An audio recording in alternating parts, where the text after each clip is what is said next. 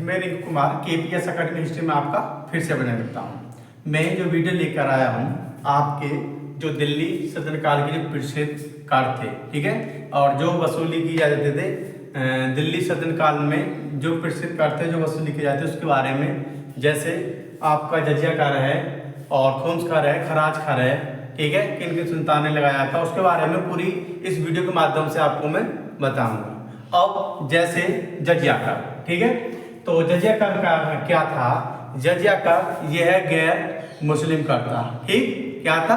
गैर मुस्लिम कर। और ये क्या था कि इसका जो मेन उद्देश्य था, सैनिक सेवा देते थे, जैसे किसी गांव का सैनिक सेवा देते थे, उसके बारे में कर जो वसूला करा जाता था सैनिक सेवा के बदले में, उसको वो क्या बोला जाता था? जजिया कर बोला जाता था, जो सुरक्षा के लिए, ठीक, किसके लिए? सुरक्षा के लिए। और कुछ इतिहासकार ने जो बताया है, जैसे इतिहासकार हैं A.L. श्रीवास्तव और ईश्वरी प्रसाद ने धार्मिक कर बताया है इसको, और जो मुसलमान इतिहासकार थे उन्होंने बताया है धर्मनिरपेक्ष कर, ठीक है, धर्म के अनुसार, ठीक। और जिसमें मुख्य जो मुसलमान इतिहासकार हैं उन्होंने धर्मनिरपेक्ष कर बताया है, और गैर मुस्लिम ने इतिहासकारों ने जैसे L. श्रीवास्तव और ईश्वर प्रसाद आदि ने धार्मिक कर क्या बताया है, किसको? जजिया कर को। और जजिया कर जो नहीं लगता था, ये बच्चों पर नहीं लगता था, और व्रत पर, मतलब ओल्ड मैन, मतलब बूढ़े आदमी पर, औरत आदमी पर, मतलब व्रत पर नहीं लगता था, विकलांग पर नहीं लगता था, साधु संत पर नहीं लगता था। और शुरू में जैसे आपका जो मोहम्मद बिन कासिम ने 712 भारत में आक्रमण किया था सिंध पर, तो उस टाइम पे जो जजिया कर था, वो जजिया कर उस टाइम पे ब्राह्मणों पर भी नहीं लगाया था, ठीक है, ब्राह्मणों पे नहीं लगाया गया था, बाकी सब पे जजिया कर लगा था।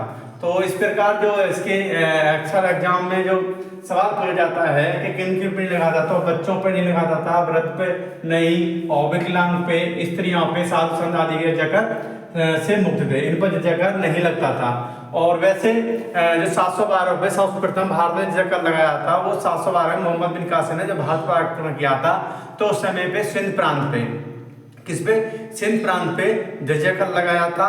तो उसमें ये वृद्ध, स्त्रियां और बच्चे और विकलांग और साधु संत और साथ में ब्राह्मण, ठीक है, ब्राह्मणों पर जजिया कर नहीं लगाया था मोहम्मद बिन कासिम ने, क्योंकि ब्राह्मण ने मोहम्मद बिन कासिम की युद्ध में और उसकी साम्राज्य विजय प्राप्त करने के लिए सहायता की थी, जिससे कि उसने ब्राह्मण पर जजिया कर नहीं लगाया था। तो ये है, क्योंकि जो इतिहासकार हैं, जो गैर इतिहासकार हैं, जैसे L. श्रीवास्तव और ईश्वरी प्रसाद, वो कहते हैं ये धर्म, ठीक है, क्या कहते हैं? ये धार्मिक कर था, क्या कहते हैं? धार्मिक कर। और मुस्लिम इतिहासकार क्या कहते हैं? धर्मनिरपेक्ष कर बताते हैं, जो इस प्रकार है। अब देखें, और ये कर था कितने? 3 प्रकार का, ठीक है, कर कितने प्रकार का था? कर कैसे लगा था? 3 प्रकार, इसमें उच्च वर्ग कर और मध्यम वर्ग कर और निम्न कर, ठीक है। उच्च वर्ग कर में 40 टंका, ठीक है, उच्च वर्ग कर में 40 टंका, मध्य वर्ग में 30 टंका और निम्न वर्ग में 10 टंका प्रति वर्ष वसूली जाने का विवरण मिलता है। और कुछ स्रोतों में इसकी 3 दरें दी हैं, जैसे 48 दिरहम, ठीक है, 24 दिरहम और आपका 12 दिरहम, ठीक। तो इस प्रकार देखें जजिया कर, ठीक है, क्या है? जजिया कर, ठीक, जजिया कर। यह गैर मुस्लिम से अनिवार्य है, ठीक है, क्योंकि ये गैर मुस्लिम थे, उस पर कर ये लगाया गया था। गैर मुस्लिम से अनिवार्य है, सैनिक सेवा के बदले वसूला जाने वाला कर था, वसूला सैनिक सेवा के बदले वसूला करने वाला कर था, क्योंकि जो सुरक्षा देते थे किसी भी राज्य को या किसी भी गांव को, जो सुरक्षा देते थे सुल्तान के माध्यम से, क्योंकि सबसे बड़ा उत्तराधिकारी सुल्तान होता था, तो सुल्तान सैनिक सेवा देता था सुरक्षा करने के लिए, किसी भी राज्य या किसी भी दूसरा राजा सुरक्षा करने के लिए कहता था कि आप सुरक्षा करने के लिए अपनी सेना भेजें, जिससे कि मैं आपको उसके बदले में सेवा, जो सेना सेवा देगी उसके बदले में आपको मैं टैक्स या कर दूंगा। तो ये जजिया कर ऐसा ही होता था कि यह गैर मुस्लिमों से अनिवार्य सैनिक सेवा, मतलब सैनिक सेवा के बदले में वसूले जाने वाला कर था, ठीक है। और तत्कालीन स्रोतों थे इसे क्या बताया है? धर्मनिरपेक्ष कर। तत्काल जो स्रोत थे उन्होंने क्या बताया है? धर्म निरपेक्ष कर। और जो मुस्लिम इतिहासकार ने क्या बताया, धर्मनिरपेक्ष कर। और गैर मुस्लिम इतिहासकार ने जैसे A.L. श्रीवास्तव और ईश्वरी प्रसाद, इन्होंने क्या बताया है, धार्मिक कर, क्योंकि इन्होंने क्या बताया है, धार्मिक कर। जिनमें A.L. श्रीवास्तव जो गैर मुस्लिम है, जो हिंदू थे, A.L. श्रीवास्तव और ईश्वरी प्रसाद, इन्होंने धार्मिक कर बताया। और जो कर किस चीज पे नहीं लगता था, बच्चों पर कर नहीं लगता था, कर मुक्ति, वृद्ध पर कर मुक्ति मतलब ओल्ड मैन, और अपाजित मतलब विकलांग, इस पर कर मुक्ता, इस पर कर नहीं लगता था। स्त्रियों पर कर नहीं लगता था, और साधु संतों पर भी कर नहीं लगता था। किन किन पर, बच्चों पर, वृद्ध पर, और विकलांग मतलब अपाजित पर, विकलांग, और स्त्रियों पर, और साधु संतों पर। और एक बात पर ध्यान रखना कि 712 में जब भारत पर आक्रमण किया था, मतलब सिंध प्रांत पे मोहम्मद बिन कासिम ने, कब, 712 में, तो उस टाइम पे जो जजिया कर ब्राह्मणों पे जजिया कर नहीं लगा था। ठीक है, ये एक नोट पॉइंट है कि जो जजिया कर था ये ब्राह्मणों पर मोहम्मद बिन कासिम ने जजिया कर नहीं लगाया था, बाकी के सब पे जजिया कर लगाया था, जिनमें ये भी था, उस टाइम पे ये भी था, बच्चे, वृद्ध और विकलांग, स्त्रियां, साधु संत आदि से जजिया कर से मुक्त थे। ठीक है, और इसी की 3 दरें थी। कितनी थी, 3 दरें, जिसमें उच्च वर्ग, ठीक है, उच्च वर्ग से 40 टन का, और मध्य वर्ग से 30 टन का, और निम्न वर्ग से 10 टन का, जो प्रति वर्ष वसूल जाने का विवरण मिलता है। ठीक है, क्योंकि दरें कितनी थी, 3 दरें थी, जिसमें उच्च वर्ग दर, मध्य वर्ग दर और निम्न वर्ग दर। उच्च वर्ग दर में 40 टन का प्रति वर्ष वसूला जाता था, और मध्यम वर्ग में 30 टन का प्रति वर्ष वसूला जाता था, और निम्न वर्ग में 10 टन का प्रति वर्ष वसूला जाने का विवरण मिलता है। और कुछ स्रोतों में इसकी 3 दरें और हैं जो मिलती हैं उल्लेख में, जैसे 48 दिरहम, 24 दिरहम और 12 दिरहम मिलती हैं। ठीक है, क्योंकि ये सबसे ज्यादा, ये यहाँ से जो क्वेश्चन पूछा जाता है, एक तो पूछा जाता है जजिया कर क्या था। तो जजिया कर सिंपल सी बात है, जजिया कर गैर मुस्लिम कर था, और सेना जो सेवा, ठीक है, सेना सेवा के बदले में ये कर लिया जाता था। ठीक है, जो जजिया कर का मेन उद्देश्य था कि यह गैर मुस्लिम कर था। ठीक, उसके बाद में सैनिक सेवा के बदले में लिए जाने वाला कर को, जो कर था, वो क्या बोलते हैं, जजिया कर। ठीक, और किन किन पे नहीं लगाया था, तो जो कर मुक्त थे, तो आपके बच्चे कर मुक्त थे, वृद्ध कर मुक्त थे, और अपाजित कर मुक्त थे, स्त्रियां कर मुक्त थी, और साधु संत पर इन पर कर जजिया कर नहीं लगाया जाता था। लेकिन 712 ईस्वी में मोहम्मद बिन कासिम ने सिंध प्रांत पर जजिया कर लगाया था, तो सर्वप्रथम जजिया कर सिंध प्रांत पर लगाया गया था भारत में। ठीक, तो उसमें ब्राह्मणों पर भी जजिया कर नहीं था, लेकिन बाद में ब्राह्मणों पर भी जजिया कर लागू कर दिया गया था। ठीक है, और जो कर था, ये जो गैर मुस्लिम इसको कर को मानते हैं, धार्मिक कर मानते हैं। एक ये बहुत ज्यादा क्वेश्चन है, गैर मुस्लिम कर जो मानते हैं, गैर मुस्लिम इतिहासकार जो मानते हैं, इसको क्या मानते हैं, धार्मिक कर। और आपके मुस्लिम इतिहासकार क्या मानते हैं, धर्मनिरपेक्ष कर। ठीक है, और इसके 3 दरें थी। ठीक है, ये 3 प्रकार से कर प्राप्त किया जाता था, जो प्रति वर्ष, जिसमें उच्च वर्ग 40 टन का प्रति वर्ष, मध्य वर्ग कर जिसमें 30 टन का प्रति वर्ष, और आपका निम्न वर्ग में सबसे नीचा, ठीक है, इसमें 10 टन का प्रति वर्ष। और कुछ स्रोतों में इतिहासकार ने 3 दरें और उल्लेख मिलता है, जैसे 48 दिरहम पहले उसमें ग्रुप में, और दूसरा 24 दिरहम, और तीसरा 12 दिरहम। ठीक,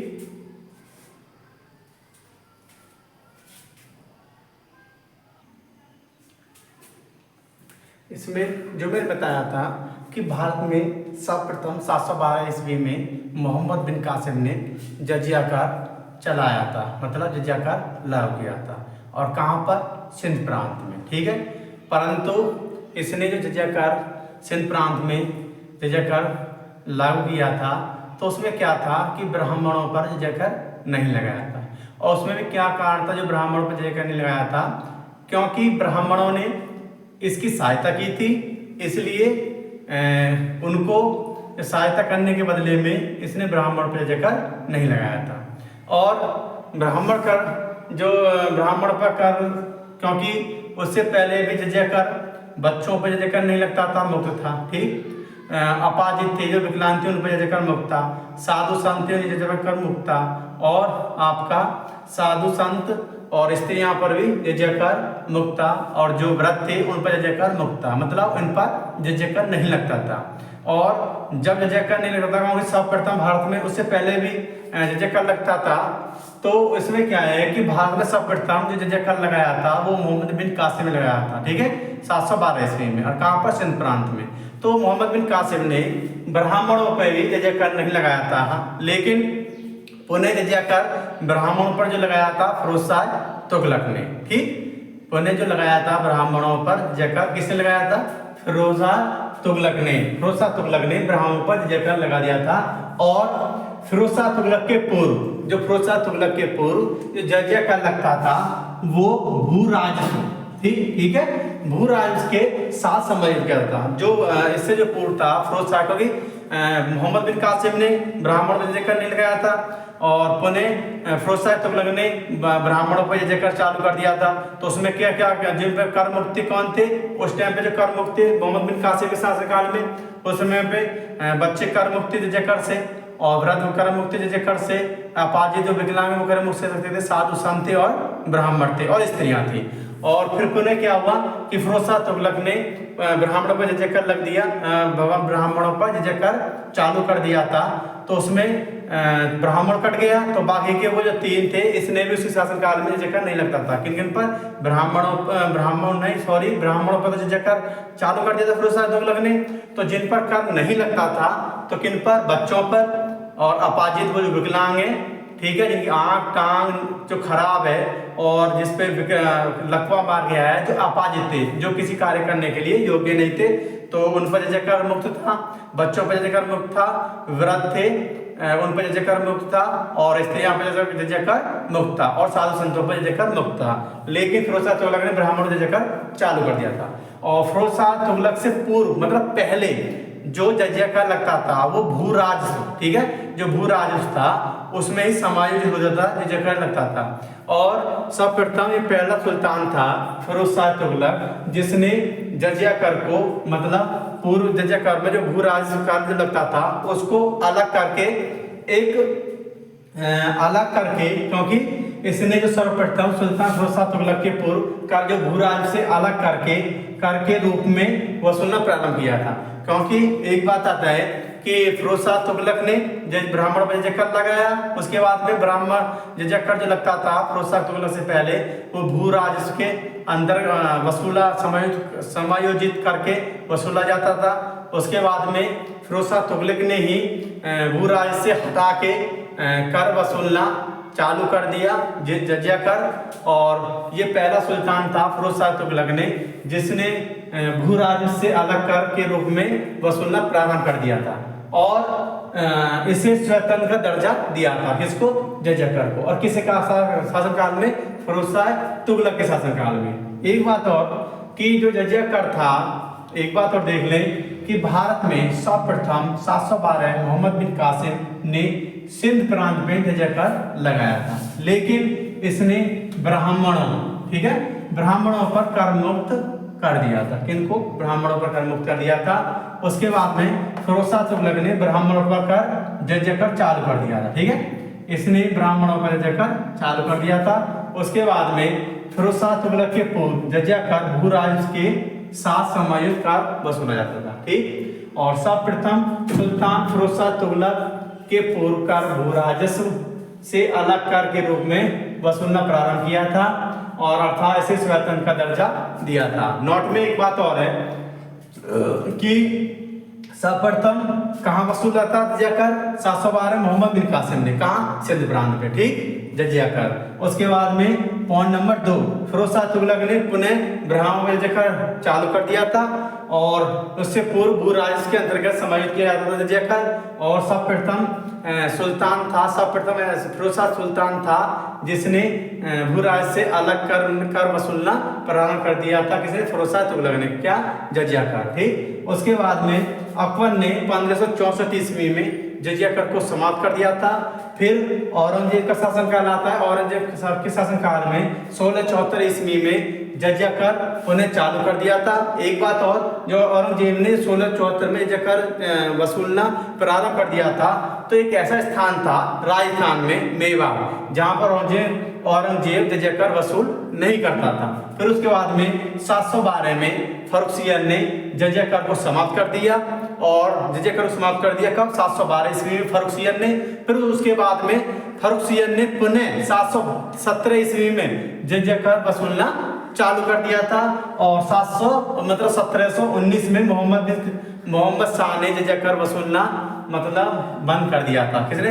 1719 में। एक बात आता है कि 712 में मोहम्मद बिन कासिम ने जजिया कर प्रारंभ कर दिया, सब प्रारंभ किया था भारत में सर्वप्रथम। कहाँ पर? सिंध प्रांत पे। और ब्राह्मणों पर जजिया कर भी मुक्त कर दिया था, क्योंकि जजिया कर जो चालू नहीं था, कर मुक्त थे, उसमें बच्चे थे, आपके अपाजित थे, साधु संत थे, स्त्रियां थी और वृद्ध थे, और मोहम्मद बिन कासिम शासन काल में ब्राह्मण थे, जिन पर जजिया कर वसूल नहीं किया जाता था। लेकिन फिर उसके बाद में फिरोज शाह तुगलक ने जजिया कर वसूलना प्रारंभ कर दिया था, और जजिया कर वसूलना प्रारंभ कर दिया था, और इसने ब्राह्मणों पर भी जजिया कर चालू कर दिया था। किसने? फिरोज शाह तुगलक ने। और फिरोज शाह तुगलक से पहले क्या था कि जजिया कर जो वसूला जाता था भू राजस्व, ठीक है, भू राजस्व में समायोजित था, उसके अंदर वसूला कर जाता था, वसूल किया जाता था जजिया कर। और उसके बाद में ये सर्वप्रथम फिरोज शाह ऐसा सुल्तान था जिसने भू राज से अलग कर वसूल करना प्रारंभ किया था जजिया कर। ठीक, उसके बाद में क्या होता है कि उसके बाद में फिर अकबर 1564 ईस्वी में जजिया कर को समाप्त कर देता है। उसके बाद में फिर पुनः औरंगजेब 1674 ईस्वी में जजिया कर चालू कर देता है भारत में। और औरंगजेब का शासनकाल में औरंगजेब जो जजिया कर नहीं वसूलता है वो था आपके राजस्थान में मेवाड़। ठीक है, औरंगजेब जजिया कर मेवाड़ से नहीं वसूलता है, बाकी के पूरे भारत जो साम्राज्य था जजिया कर वहां से वसूलता है। लेकिन एकमात्र स्थान छोड़कर, किसको? मेवाड़ को। एक स्थान मेवाड़ को स्थान को छोड़कर औरंगजेब जजिया कर वसूलता है, और मेवाड़ से जजिया कर औरंगजेब नहीं वसूलता। उसके बाद में 1712 ईस्वी में फर्रुखसियन ने जजिया कर समाप्त कर देता है, और पुनः फिर फर्रुखसियन 1717 ईस्वी में जजिया कर चालू कर देता है। उसके बाद में 1719 में मोहम्मद शाह जजिया कर को वसूलना बंद कर देता है। ठीक है, कब? जजिया कर वसूलना बंद कर देता है। ठीक है, तो ये बात आप ध्यान रखना जजिया कर के मामले। और यहाँ से अक्सर सवाल पूछे जाते हैं कि सर्वप्रथम किसने करा था, चालू किसने करा था, बंद किसने करा था, ठीक है, और लास्ट में जजिया कर की समाप्ति किसने करी? तो ये सन 1712 फर्रुखसियन ने चालू करा, फिर पुनः 1717 ईस्वी में 1712 में समाप्त कर दिया फर्रुखसियन ने, 1717 ईस्वी में पुनः चालू कर दिया जजिया कर। फिर 1719 में मोहम्मद शाह ने फिर जजिया कर वसूलना ही बंद कर दिया था। ठीक, सर्वप्रथम 712 में मोहम्मद बिन कासिम ने जजिया कर के सिंध प्रांत में, फिर पुनः फिरोज शाह तुगलक ने ब्राह्मणों पर जजिया कर लगा दिया था, और उसके बाद में जो उससे पहले जो जजिया कर थे वो भी उसके हमें कर मुक्त थे। अकबर ने 1564 में जजिया कर को समाप्त कर दिया था, फिर पुनः औरंगजेब ने 1674 ईस्वी में जजिया कर वसूला था, जजिया कर प्रारंभ कर दिया था, और एक स्थान मेवाड़ को छेड़कर जजिया कर मुक्त था, क्योंकि औरंगजेब शासनकाल में जो मेवाड़ क्षेत्र था, मेवाड़ था, वह जजिया कर से मुक्त था। औरंगजेब यहाँ से जजिया कर वसूलता नहीं था, बाकी के सब पूरे जहाँ तक उसका साम्राज्य था वहाँ तक वो जजिया कर इसको छोड़कर, किसको छोड़कर? मेवाड़ को छोड़कर सभी से जजिया कर वसूलता था। कौन? औरंगजेब। तो ये क्वेश्चन पूछे जाते हैं एग्जाम में।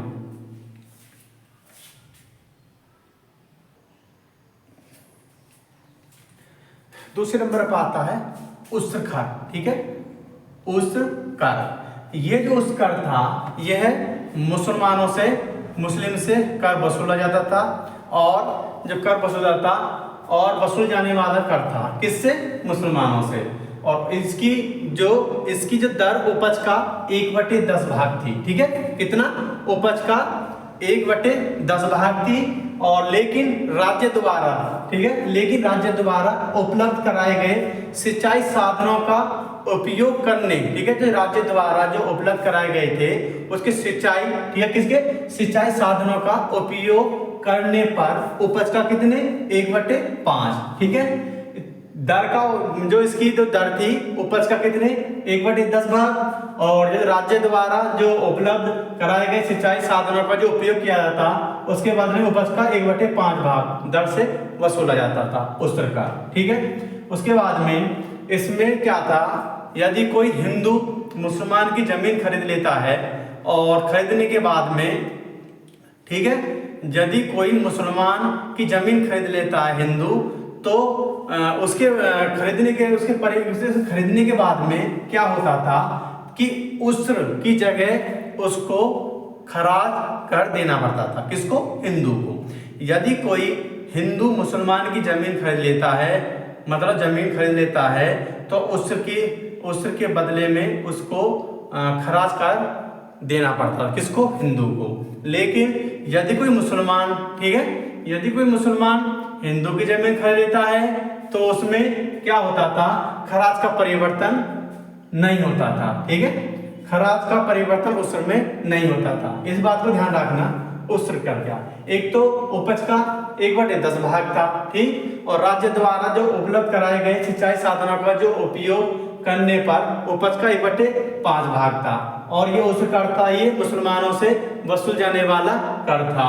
उसके बाद में यदि कोई हिंदू मुसलमान की जमीन खरीदता था तो उसे उस भूमि पर उसके बदले में खराज अदा करना होता था।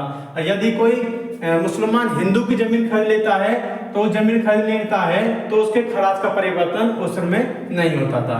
तो ये उस कर के मामले में तो पूछा जाता है कि ये उपज का 1/10 भाग, दूसरा उस कर गैर मुसलमान करता या मुसलमान करता, तो ये उस्र जो करता ये मुसलमान से वसूल किया जाने वाला करता। उपज का 1/10 भाग, और राज्य द्वारा उपलब्ध कराए गए साधनों, ठीक है, राज्य द्वारा जो उपलब्ध कराए गए सिंचाई, ठीक है, क्या सिंचाई साधनों का उपयोग करने के उपज का 1/5 भाग वसूल किया जाता था। और दूसरा इसमें सबसे ज्यादा क्वेश्चन रहता है, जो मुसलमान से जो हिंदू मुसलमान जमीन खरीदता था तो उस कर पर उस्र की जगह खराज वसूल कर दिया जाता था, अदा करना पड़ता था हिंदू को। यदि हिंदू मुसलमान की जमीन खरीदता है तो उस्र की जगह खराज कर, यदि मुसलमान हिंदू की जमीन खरीदता है तो खराज का परिवर्तन उस्र में नहीं होता था। तो ये है, ठीक है। अब आता है दूसरा नंबर उस्र का। यह मुस्लिमों से वसूल जाने वाला कर था, ठीक। इसकी दर उपज का 1/10 भाग, और राज्य द्वारा, ठीक है, उपलब्ध कराए गए सिंचाई साधनों का उपयोग करने पर उपज का 1/5 भाग की दर से वसूला जाता था, ठीक। यदि कोई हिंदू मुसलमान की जमीन खरीदता था तो उसे उस भूमि पर उस्र की जबकि बदले खराज क्या करना पड़ा था, खराज, ठीक है, खराज कर अदा करना होता था। लेकिन अगर कोई मुसलमान किसी हिंदू की जमीन खरीद लेता है तो उसे खराज के परिवर्तन के उस्र में नहीं होता था। तो ये क्या है, उस्र कर। यहां से क्वेश्चन पूछे जाते हैं। अब तीसरा आता है खुम्स कर, ठीक है। कौन सा? खुम्स कर। ये कौन सा है? खुम्स कर। ये कर क्या होता था? खुम्स कर क्या होता था? खुम्स कर उस कर को बोला जाता था जो लूट के, ठीक है, जब किसी भी सेना किसी भी राज्य या देश पर आक्रमण करती थी तो वहां से लूटा हुआ जो माल आता था तो उसमें क्या था कि लूटा हुआ माल को क्या बोला जाता था? खुम्स कर बोला जाता था। यदि कोई सेना, जैसे इलाउद्दीन ने, मोहम्मद फिरोज शाह तुगलक ने, कई सैनिक दिल्ली सल्तनत में कई राजा ने और सुल्तान ने अलग अलग राज्य पर और अलग अलग उसके पड़ोसी क्षेत्र पर आक्रमण किया था, तो उसमें जो लूटा हुआ जो माल था उसमें क्या नियम था कि जो खुम्स कर का 1/5 भाग सुल्तान के राजकोष में जमा होता था और 4/5 भाग सैनिकों को दिया जाता था, ठीक है। इसमें क्या था कि यह लूट का माल होता था और शरीयत के अनुसार खुम्स का 4/5 भाग सैनिकों को में बांटा जाता था और 1/5 भाग सुल्तान के राजकोष में जमा होता था। पहली बार अलाउद्दीन ने इसका उल्टा कर दिया, ठीक है, पहली बार अलाउद्दीन ने इसका उल्टा कर दिया, क्योंकि अलाउद्दीन खिलजी से पहले क्या होता कि सैनिकों को 4/5 भाग सैनिकों में बांटा जाता था और 1/5 भाग सुल्तान के राजकोष में जमा किया जाता था, जो लूटा हुआ माल था, जिसको खुम्सकर कहा जाता है। लेकिन पहली बार अलाउद्दीन खिलजी ने क्या करा, इसका उल्टा कर दिया, ठीक है, जिसमें खुम्स का 4/5 भाग सुल्तान के राजकोष में जमा कर होता था। किसके 4/5 भाग सुल्तान के राजकोष में जमा होता था और 1/5 भाग सैनिकों को देना, ठीक है, क्या था, 1/5 भाग सैनिकों को देना था। और उससे पहले क्या था कि 4/5 भाग सैनिकों को में बांटा जाता था और 1/5 भाग सुल्तान के राजकोष में। और अलाउद्दीन खिलजी काले में जो खुम्सकर का इसका उल्टा हो गया, 4/5 भाग सुल्तान को देना और 1/5 भाग सैनिकों को देना। तो इसमें क्या है, खुम्सकर, ठीक, खुम्सकर में यह लूट का माल होता था, ठीक है, क्या होता था, लूट का माल। जो सैनिक किसी पर आक्रमण करते थे, वहां लूटा हुआ जो माल आता था उसको ही हम क्या कहते हैं, खुम्स का कर बोलते हैं। और शरीयत के अनुसार खुम्स का कितने 1/5 भाग, ठीक है, कितना मतलब खुम्स का 1/5 भाग सुल्तान में। तो उसमें शरीयत के अनुसार खुम्स का 4/5 भाग सैनिकों में बांटा जाता था और 1/5 भाग किसको, सुल्तान के राजकोष में, ठीक है। इस बात को ध्यान रखना कि खुम्स का 4/5 भाग सैनिकों में बांटा जाता था और 1/5 भाग सुल्तान के राजकोष में जमा किया जाता। और पहली बार किसने, अलाउद्दीन खिलजी ने इस व्यवस्था को उल्टा कर दिया। किसको, खुम्सकर को, इस व्यवस्था को उल्टा कर दिया। उसने क्या करा कि 4/5 भाग सुल्तान के राजकोष में जमा होता था, ठीक, जमा होता था और 1/5 भाग उसने सैनिकों को देना, ठीक है। तो किसने उल्टा करा, क्योंकि 4/5 भाग राजकोष में इसने जमा करवाया, जो सुल्तान के राजकोष था उसमें 4/5 भाग जमा करवाया खुम्सकर और 1/5 भाग सैनिकों को दिया। और उससे पहले क्या था कि 4/5 भाग सैनिकों में बांटा जाता था और 1/5 भाग सुल्तान के राजकोष में जमा होता था। तो ये क्वेश्चन पूछा जाता है खुम्सकर में 4/5 1/5, तो इसके बारे में पूछा जाता है अक्सर एग्जाम में, जो इस पर आप देखना और यहाँ से क्वेश्चन पूछे जाते हैं।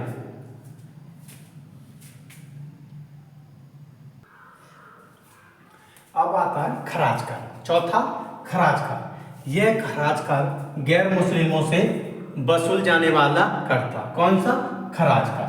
और राज्य की आय का सबसे बड़ा ये स्रोत था। किसका, राज्य की आय का सबसे बड़ा स्रोत कौन सा था, खराज कर, ठीक है। और ये भू राजस्व था, ठीक है, क्योंकि यह गैर मुस्लिमों से वसूला जाने वाला भू राजस्व था और यह राज्य की आय का सबसे बड़ा महत्वपूर्ण स्रोत था। और इस प्रकार खराजी जो भूमि की मात्रा उसी भूमि की तुलना में बहुत अधिक थी, ठीक है, क्योंकि जो खराजी भूमि थी, खराजी भूमि की मात्रा में काफी, उसकी तुलना में ये काफी अधिक थी। और इसकी जो सामान्य थी उपज का 1/3 भाग बताइए, ठीक है, सामान्य मतलब नॉर्मल इसकी थी, उपज का 1/3 भाग बताई गई है। और सदन काल में सर्वाधिक जो उपज का 1/2 भाग जो अलाउद्दीन जो इसकी दर थी, सर्वाधिक जो दर ली गई है दिल्ली सदन काल में, जो सर्वाधिक दर ली थी जो खराज करके, वो ली थी अलाउद्दीन खिलजी के, ठीक है।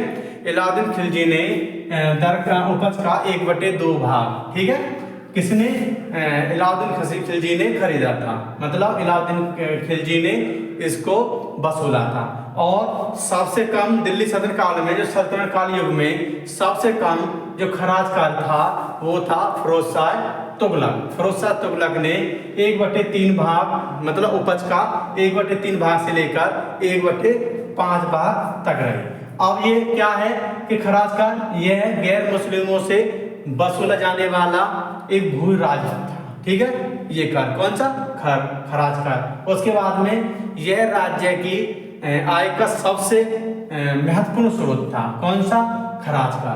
और इस प्रकार खराजी भूमि की मात्रा उसी भूमि की तुलना में बहुत अधिक थी। ठीक है। उसके बाद में इसकी जो दर थी, इसकी जो दर सामान्य दर थी, उपज का 1/3 भाग बताई थी इसकी। ठीक है। और उसके बाद में सबसे महत्वपूर्ण जो क्वेश्चन पूछा जाता है, इसमें 3-4 क्वेश्चन पूछे जाते हैं कि सल्तनत काल में सर्वाधिक जो खराज कर वसूला था वो वसूला था आपके अलाउद्दीन खिलजी ने, उपज का 1/2 भाग। ठीक। उसके बाद में सल्तनत युग में सबसे कम खराज कर वसूलने वाला कौन शासक था? वो था फिरोज शाह तुगलक, जिसने उपज का 1/3 भाग से 1/5 उपज का 1/3 भाग से 1/5 भाग तक रहा। ठीक है, कर उसने वसूला था। तो इसमें देखिए खराज का, ठीक है, यह गैर मुस्लिमों से वसूले जाने वाला क्या था? भू राजस्व था। ठीक है। और राज्य की आय की सबसे महत्वपूर्ण स्रोत भी था। कौन सा? खराज का।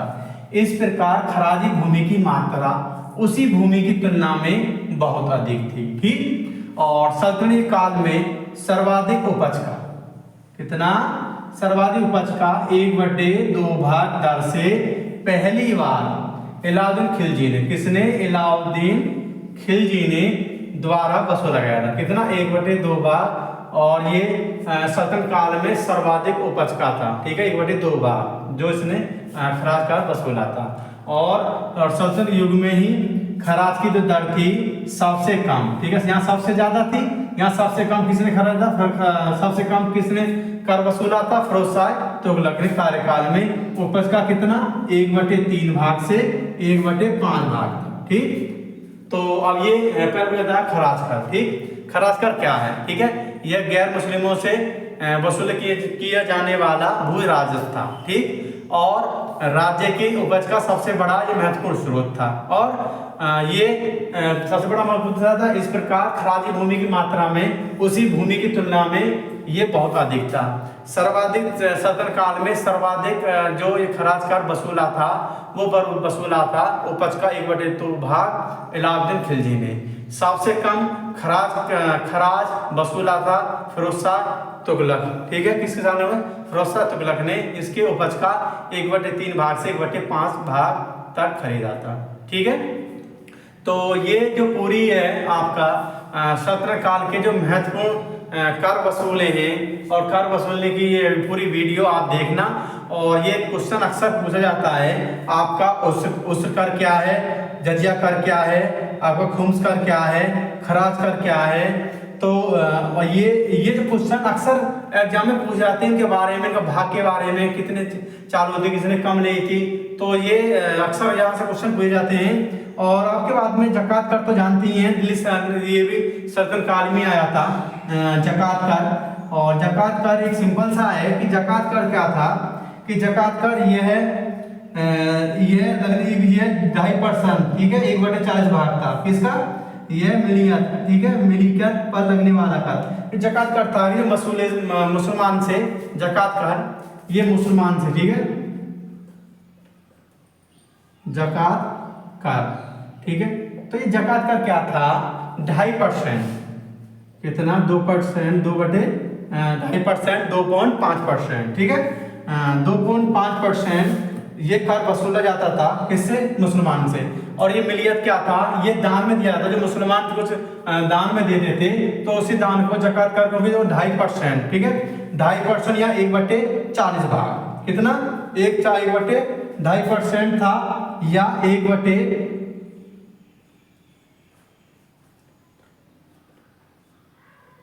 कितना?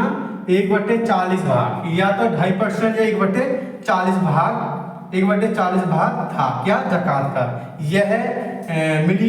यह था मिलियत पर लगने वाला कर था। किस पे? एक बात ध्यान रखना, किस पे जकात का, किस पे लगने वाला कर था?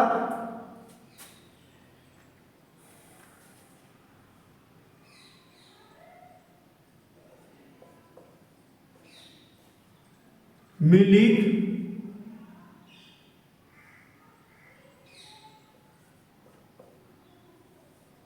ठीक है, मिलियत, ठीक है, किस पे, मिलियत, ठीक है। जकात का 2.5% लगता था और या 1/40 भाग था जकात का, और ये किस पे लगता था, यह कर मिलिकत पर लगने वाला कर था। किस पे, यह कर, सिंपल बता रहा हूं, यह कर मिलियत पर लगने वाला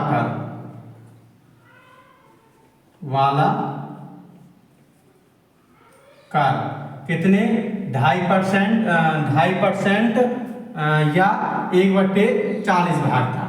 कितना, जकात का यह मिलिकियत पर लगने वाला कर था 2.5% या 1/40%। मिलिकियत क्या है, वही है जो आपको कुछ दान दिया जाता था, ये मुसलमान दान देते थे, तो उस दान पर जो दान दिया जाता था, तो क्योंकि कुछ हिस्सा मुसलमान देते थे तो उसमें 2.5% या 1/40 भाग देते थे, जिसको हम जकात का बोला जाते हैं, और ये मुसलमान से लिया जाता था। मिलिकियत मतलब एक ऐसा हिस्सा होता था जो मुसलमान से प्राप्त किया जाता था, उसमें 2.5% देते थे और या 1/40 भाग इसको देते थे, उसी को हम क्या बोलते हैं, जकात पर बोला जाता है। और KPS अकेडमी हिस्ट्री चैनल को सब्सक्राइब करें, लाइक करें, बेल आइकन को पुश करें और वीडियो को पूरा देखें, अधिक से अधिक पहुंचाएं, क्योंकि ये जो क्वेश्चन है जो आपका जो तुम्हारे जो प्रसिद्ध कार्य हैं, आपका खुम्स कार्य, खराज कार्य, जकात कार्य और आपका खराज कार्य, जजिया कार्य, ये अक्सर यहाँ से क्वेश्चन पूछे जाते हैं, और ये दिल्ली सदन काल के ये प्रमुख कार्य हैं, इसलिए मैंने ये कार्यों की वीडियो बनाई है, और ये पूरी बनाई है वीडियो, उसके बारे में अक्सर क्वेश्चन पूछे जाते हैं।